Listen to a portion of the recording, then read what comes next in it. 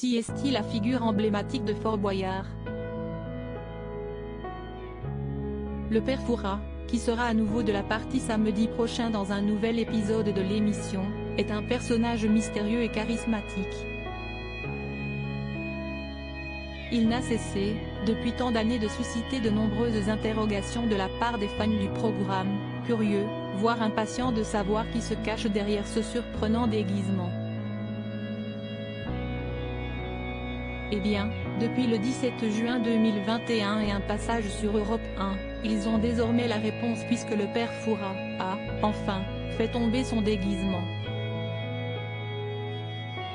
Il s'agit en réalité de Yann Le Gac, un artiste breton de 70 ans, ancien jongleur et danseur.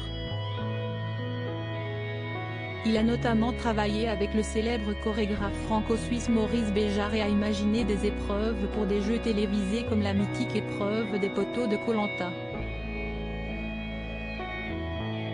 Plus de 30 minutes de maquillage mais il y restera probablement célèbre en tant que père Fouras. Un déguisement devenu phare et qui nécessite, mine de rien, beaucoup de préparation. Il doit notamment subir une séance de maquillage de plus de 30 minutes, comme l'indiquait Télévision Mag en 2010, avant d'arborer fièrement sa longue barbe blanche ainsi que ses rides dignes d'un vieil homme. Il faut tout d'abord lui recouvrir le visage d'une étouffante cagoule en latex, puis la maquilleuse procède à des raccords sur les lèvres et les paupières, détaillait le journaliste dans la foulée. En juin dernier, lors d'un entretien accordé à Ciné Télé Revue, Yann Le Gac revenait sur les différentes étapes de son recrutement pour Fort Boyard. « J'étais danseur et je voulais arrêter. Je souhaitais aller vers le métier de comédien. Je faisais partie d'un atelier avec pas mal d'acteurs connus, notamment Marie Trintignant.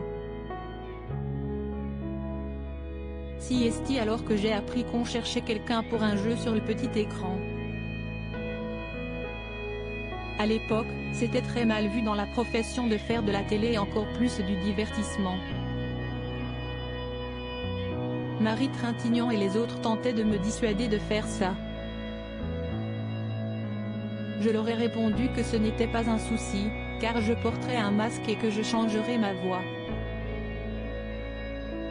On ne me reconnaîtrait pas. Et puis, je pensais juste cachetonner pour une seule saison. Personne n'imaginait que ça durerait aussi longtemps.